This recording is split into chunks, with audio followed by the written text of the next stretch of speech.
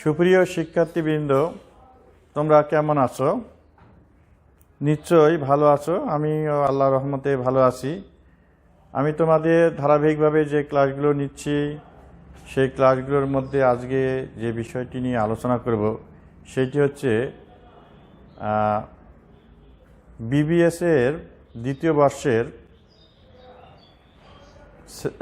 দ্বিতীয় বর্ষের বিজ্ঞাপন অধ্যায় নিয়ে আলোচনা আমি করছিলাম। এর আগে বিগত কয়েকটা ক্লাস নিয়েছি।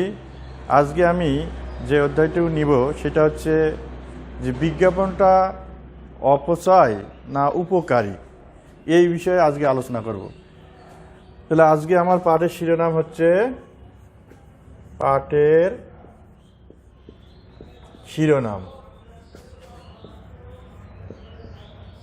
শিরোনাম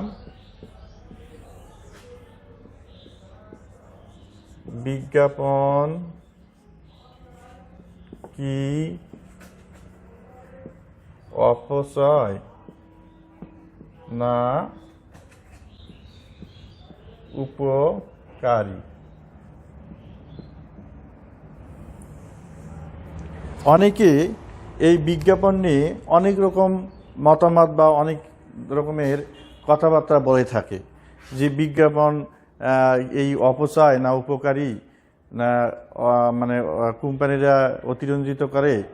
এই সকল বিষয়গুলো আমরা আজকে আলোকপাত করার চেষ্টা করব।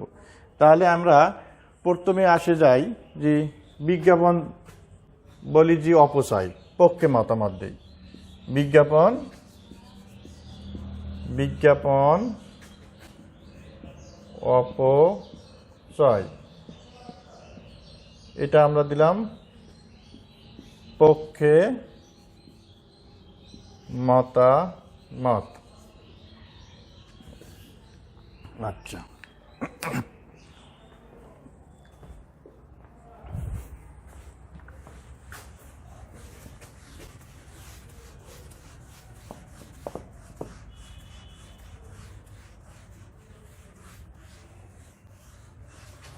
দেখো ক্লিয়ারভাবে আমি বোর্ডে তোমাদেরকে করতেছি, বুঝাচ্ছি যে বিজ্ঞাপন অপচয় পক্ষে মতামত। বিজ্ঞাপন অপচয় নয়,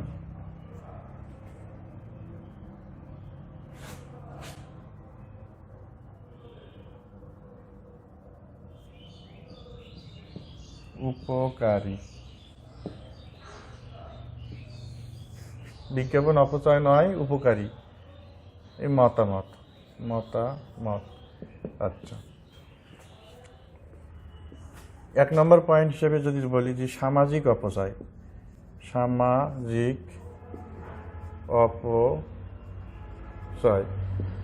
এক নম্বর পয়েন্টে আমি যদি বলতে চাই বিজ্ঞাপন হচ্ছে যে অপচয়, এটা হলো সামাজিক অপচয়।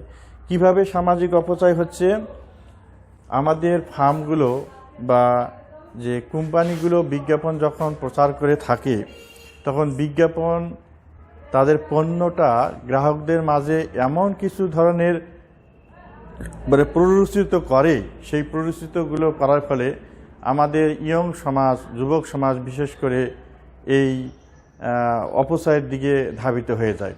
সেটা কি বলা হচ্ছে, বিজ্ঞাপনে যখন কোনো সুপারস্টারদের নিয়ে আলোকপাত করা হয়, বিশেষ করে দেখা যাচ্ছে যদি কোনো মহিলা সুপারস্টার হয় বা মহিলা কোনো অভিনেতা হয়, তাদের যে পোশাক আশাক ওয়েস্টার্ন কালচারের করা হয়, পরিধান করা হয়। এই সকল পোশাক আশাকের ফলে কি হয় যে আমাদের দেশ, বিশেষ করে মুসলিম দেশের যে আমরা ধর্মাবলম্বী আছি, তারা কিন্তু আমাদের একটা নৈতিক অপচয়ের দিকে বা ধর্মীয় অপচয়ের দিকে ধাবিত হয়। এই জন্য বিজ্ঞাপনকে বলা হচ্ছে কি সামাজিক অপচয়। কথাটা কি ক্লিয়ারভাবে বোঝা যাচ্ছে? তাহলে বিজ্ঞাপনকে আমরা সামাজিক অপচয় হিসেবে বলতে পারি এই সকল আলোচনাগুলোর কারণে। এরপর আছে মূল্য বৃদ্ধি। 2 নম্বর অপশন হচ্ছে কি মূল্য বৃদ্ধি। মূল্য বৃদ্ধি, মূল্য বৃদ্ধি। আচ্ছা, যে সকল বৃহদায়তন উৎপাদনকারী প্রতিষ্ঠানগুলো আছে তারা বিজ্ঞাপনের পিছনে বা বিজ্ঞাপনের বাজেটে অনেক রকমের টাকা ব্যয় করে থাকে। এই টাকা ব্যয় করার ফলে কি হয়ে যায়, তাদের পণ্যটার কিন্তু মূল্য বেড়ে যায়। আর পণ্যের মূল্য বেড়ে যাওয়ার ফলে সাধারণ ক্রেতা বা সাধারণ মানুষ কিন্তু বেশি দামে সেই মূল্যটা কিন্তু ক্রয় করতে হয়। এই জন্য এটা একটি পণ্য যখন অধিক টাকা দামের বা অধিক মূল্যে যখন ক্রয় করা হয় তখন কি বলা হচ্ছে যে ওই মূল্যটা ক্রয় করতে যে টাকার অপচয় হচ্ছে। এই জন্য বলা হচ্ছে বিজ্ঞাপন কিন্তু পণ্য দ্রব্যের মূল্যও কিন্তু বৃদ্ধি করে, যার ফলে এটাকে কিন্তু একটা অপচয় হিসেবে আখ্যায়িত করা হয়। তারপরে হচ্ছে বিজ্ঞাপনের মাধ্যমে বাজার স্থানান্তর করা হয়। 3 নম্বর পয়েন্ট হচ্ছে বাজার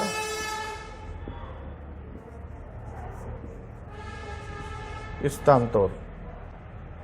আচ্ছা, এই যে বিজ্ঞাপনে করা হয় কি, যারা প্রতিষ্ঠিত বা ভালো মানের কোম্পানিগুলো আছে তারা বিজ্ঞাপনের কিন্তু কি করে, ব্র্যান্ডগুলো পরিবর্তন করে। একই প্রোডাক্ট কিন্তু দেখা যাচ্ছে ভিন্ন ভিন্ন নামে কিন্তু তারা কি করতেছে, বাজারের যে পরিবর্তন বলতে এখানে ব্র্যান্ডের পরিবর্তনকে বোঝানো হচ্ছে। এখন দেখা যাচ্ছে বর্তমানে টিভিতে যে ফেয়ার অ্যান্ড লাভলির বিজ্ঞাপনে দেখাচ্ছে, তারা ফেয়ার অ্যান্ড লাভলির পরিবর্তে ফেয়ার অ্যান্ড গ্লো বলতেছে। কেন ফেয়ার অ্যান্ড লাভলি গ্লো হচ্ছে? এই যে তারা ব্র্যান্ডটাকে পরিবর্তন করে নিয়ে যাচ্ছে, এর ফলে তারা কিন্তু কি করতেছে, সেই পণ্যটার কিন্তু একটু বা সেই পণ্যটার মান কোয়ালিটি সব কিছু একই, কিন্তু ব্র্যান্ডটাকে পরিবর্তন করার ফলে তারা কি করতেছে, বাজারটা তাদের যে আগে ফেয়ার অ্যান্ড লাভলি ছিল সেই ফেয়ার অ্যান্ড লাভলি বাজারটা এখন ফেয়ার অ্যান্ড গ্লো হয়ে গেছে, যার ফলে কিন্তু পণ্যটার দাম তারা বেড়ে দিচ্ছে। আর এই বেড়ে দেওয়ার ফলে কিন্তু কি হচ্ছে, আমাদের বিজ্ঞাপন কিন্তু একটা আমরা অপচয় বলতেছি, সেই পণ্যটার দাম তারা বেড়ে দিচ্ছে, যার ফলে কিন্তু একটু অপচয়ের সৃষ্টি হচ্ছে। তারপর হচ্ছে আমরা 4 নম্বরে বলতে পারি যে 4 নম্বরে বলতে পারি যে প্রতারণা। প্রতারণা। আচ্ছা, কেন প্রতারণা আমরা বলতেছি? দেখো, প্রতারণা বলার এই কারণ কি, যখন বিজ্ঞাপনে একটি পণ্য সম্পর্কে বিজ্ঞাপন তৈরি করা হয় তখন কিন্তু সেই পণ্যটার গুণাগুণ, বৈশিষ্ট্য, রং, কালার, ফেস্টুন বিভিন্ন বৈশিষ্ট্যগুলো এমনভাবে তুলে ধরা হয় যা সাধারণ যুব সমাজ এই অতিরিক্ত রঞ্জিত হয়ে যায়। যেমন আমরা যদি বলি যে টাইগার বা স্প্রিটের যে বিজ্ঞাপন দেওয়া হচ্ছে বর্তমান সময়ে, সেই টাইগার বা স্প্রিটকে মনে হয় দেখা যাচ্ছে যে হিরোরা বা নায়করা এমনভাবে উড়িয়ে যাচ্ছে উদ্যম গতিতে, এতই শক্তি, টাইগার স্পিড খেলে তাদের প্রচুর পরিমাণে বল আসবে। এই বল আসা বা এটা কি প্রতারণা নয়? একটা টাইগার কি স্পিড খেলে একটা ওয়াল ভেঙে ফেলা যাবে? কখনোই সম্ভব না। কিন্তু এই যে অতিরিক্ত আমরা গুণাগুণ, বৈশিষ্ট্য বা স্বাদ এইগুলোর কথা বলে বা তার যে অতিরঞ্জিত করতেছি, এই সকল অতিরঞ্জিতগুলো কি হচ্ছে, বিজ্ঞাপনের মাধ্যমে আমাদেরকে কিন্তু প্রতারণার সৃষ্টি করা হচ্ছে। তাহলে এর ফলেও কিন্তু আমাদের এটা বিজ্ঞাপনকে আমরা অপচয় হিসেবে বলতে পারি। তারপর হচ্ছে কি ক্রেতার স্বাধীনতা হরণ। এবার আমরা বলবো 5 নম্বর পয়েন্টে ক্রেতার স্বাধীনতা হরণ। ক্রেতার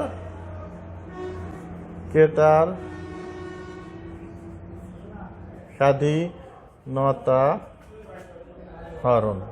আচ্ছা, দেখেন, ক্রেতার স্বাধীনতা হরণ।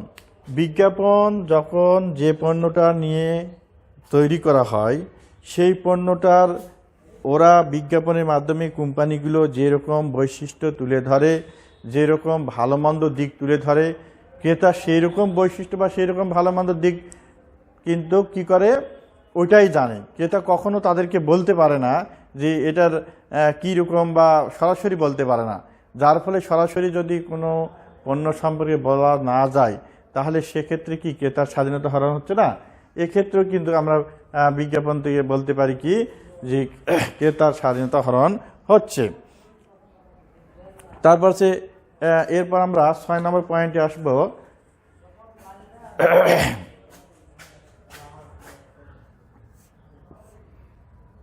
ক্ষতিকর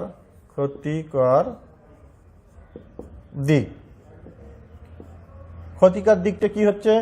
বিজ্ঞাপনের মাধ্যমে আমরা যখন ক্ষতিকর পণ্যগুলোর বিজ্ঞাপন করে থাকি, বিশেষ করে দেখা যাচ্ছে কি সিগারেট, আমরা যখন সিগারেটের বিজ্ঞাপন করে থাকি, তারপর হচ্ছে দেখা যাচ্ছে যে ইন্টারন্যাশনালভাবে মদেরও বিজ্ঞাপন করা হচ্ছে। আমাদের ক্রিকেট যে স্টারগুলো আছে, তারা খেলাধুলায় যদি উইন হয় তখন তারা কি করতেছে, দ্বিধার্সে কিন্তু স্টেজ ভর্তি লোকের সামনে হুইস্কি বোতল বের করে ঢক ঢক করে গিলে খাচ্ছে। এর ফলে কি হচ্ছে, আমাদের যে যুব সমাজরা যখন দেখতেছে যে আমার সুপারস্টার, দেখা যাচ্ছে যে শোয়েব আখতার বা আরও যে ভালো মানের যে ক্রিকেটাররা আছে যার যেটা ভক্ত, তারা যখন দেখতেছে আমাদের এই কোনো নায়ক সালমান খান অথবা শাহরুখ খান বা আমির খান এরকম সিগারেট খাচ্ছে বা কোনো সিনেমাতে মদ খাচ্ছে, বা এই ধরনের যখন বিজ্ঞাপনগুলো দিয়ে তৈরি করা হয়, তখন কি করা হচ্ছে, এই যুব সমাজ ওই সকল নেশার প্রতি আকৃষ্ট হয়ে যাচ্ছে। ফলে তারা মদ বা সিগারেট দ্বিধার্সে কিন্তু খাওয়া শুরু করে দিচ্ছে। অথবা কোনো সিঙ্গার দেখা যাচ্ছে ফেভারিট মানে সিঙ্গারগুলো যখন গানের ফাঁকে একটা করে সিগারেটে টান দিচ্ছে বা কোনো মদে খাচ্ছে, তখনও কিন্তু কি হচ্ছে, এই যে মদ সিগারেট এইরকম পণ্যের বিজ্ঞাপনগুলোও কিন্তু সমাজের জন্য ক্ষতিকর দিক হয়ে যাচ্ছে। তারপর হচ্ছে আমাদের 7 নম্বর হচ্ছে একচেটিয়া বাজার সৃষ্টি।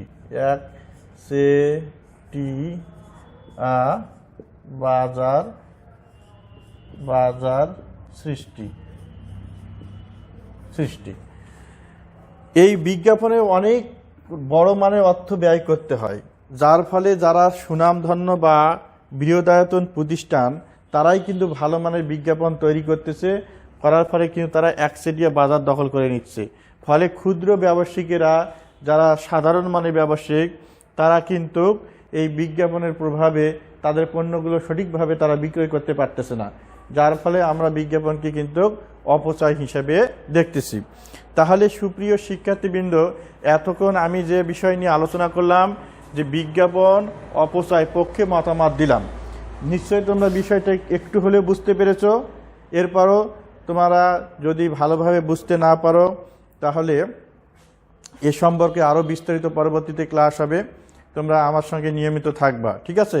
তাহলে এখন আমি তোমাদের সঙ্গে আরেকটি বিষয় নিয়ে আলোচনা করব, সেটা হচ্ছে কি, বিজ্ঞাপন অপচয় নয়, উপকারী।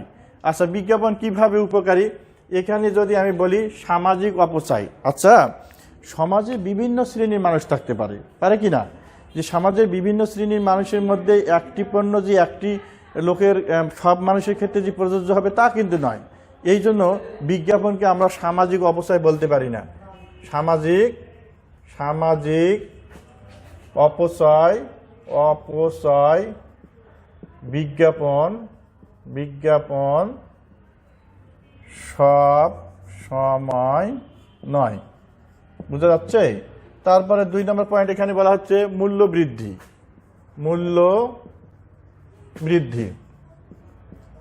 এই কথাটিও মূল্য বৃদ্ধি।